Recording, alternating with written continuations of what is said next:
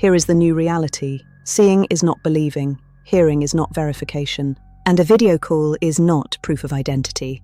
Artificial intelligence has broken the old trust model. For decades, people trusted what they could see. They trusted what they could hear. They trusted a familiar face. They trusted a familiar voice. That era is over. The human eye and ear are no longer reliable security controls. And if your enterprise still treats them like controls, you are already exposed. The story is not just that deepfakes exist. The story is that many people cannot reliably identify them, especially when the clip is short, when the screen is small, when the content is emotional, when the video is compressed, when the person is scrolling fast, when the message confirms what they already believe. And the most dangerous part? Overconfidence. People think they can spot the fake. They think they know the face. They think they know the voice. They think they would never fall for it. That confidence is the vulnerability, because a skeptical person verifies, an overconfident person acts. The old advice is getting weaker. Look for bad blinking. Look for strange skin. Look for distorted hands. Look for awkward mouth movement. Look for unnatural motion. That worked when deep fakes were crude. But artificial intelligence is improving. The artifacts are fading. The faces are sharper. The voices are cleaner. The lip sync is better.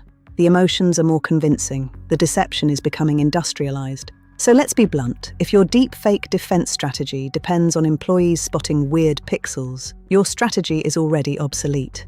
The enemy is not bad video. The enemy is believable deception at scale. Executives need to stop treating deepfakes like a social media problem. This is not just about fake celebrity videos. This is not just about election content. This is not just about people being fooled online. This is enterprise risk.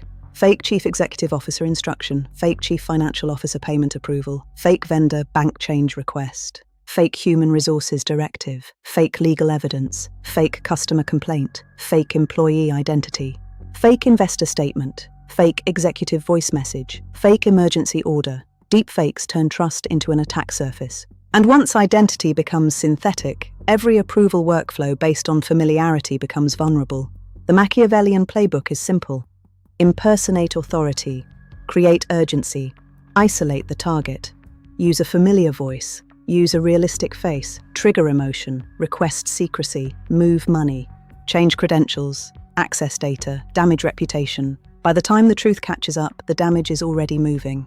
This is why deepfakes are dangerous. They do not need to fool everyone. They only need to fool the right person at the right time. One finance employee, one help desk agent, one executive assistant, one procurement manager, one investor relations lead, one security analyst. One mistake can become an enterprise event. The new fraud surface is not only email, it is voice, video, text, chat, video meetings, collaboration tools, mobile messages, customer channels, vendor portals, help desks, and social media. A fake executive can request a payment. A fake vendor can change banking details. A fake employee can ask for credential reset. A fake customer can manipulate support. A fake board message can pressure management. A fake market signal can move sentiment. This is not hypothetical risk. This is the logical next step in identity fraud. Artificial intelligence creates fake authority, and fake authority is far more dangerous. The new boardroom standard is simple. Trust requires process. No material action should be approved by voice or video alone. Not payments, not bank changes, not payroll changes, not contract approvals, not access requests, not credential resets, not confidential file transfers, not public statements. Use out-of-band verification. Call back on a known number. Use pre-approved approval paths. Use dual control. Use challenge response protocols. Use logged approvals. Use escalation rules. Use identity proofing for high-risk workflows. If the request is urgent, financial, or reputationally material, verify it outside the channel. The rule is direct. Trust now requires process. Anything less is exposure. Every department needs a deepfake defense posture. Finance must harden payment approval, vendor bank changes, and wire transfers. Human resources must protect employee records and identity verification. Procurement must verify vendor identity and banking changes. Legal must prepare for fake evidence and manipulated communications. Information security must harden help desks and access approvals. Investor relations must prepare for synthetic executive statements and reputational attacks. This is not one team's problem. Deepfakes attack the organization wherever trust is weakest. In the AIPOC.AI red zone, identify trust exposure. Where does the enterprise rely on sight? Where does it rely on voice? Where does it rely on familiar names? Where does it rely on urgency? Where does it rely on informal approvals? Map the risk. Executive communications, payment approvals, vendor changes, credential resets, legal evidence. Red zone means admitting the truth. Your trust model may be weaker than the fake.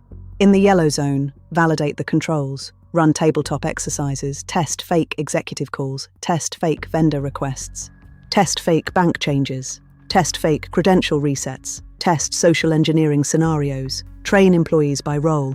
Finance gets payment scenarios, human resources gets identity scenarios, procurement gets vendor scenarios, legal gets evidence scenarios. The question is whether your people follow the process under pressure. No test, no confidence, no control.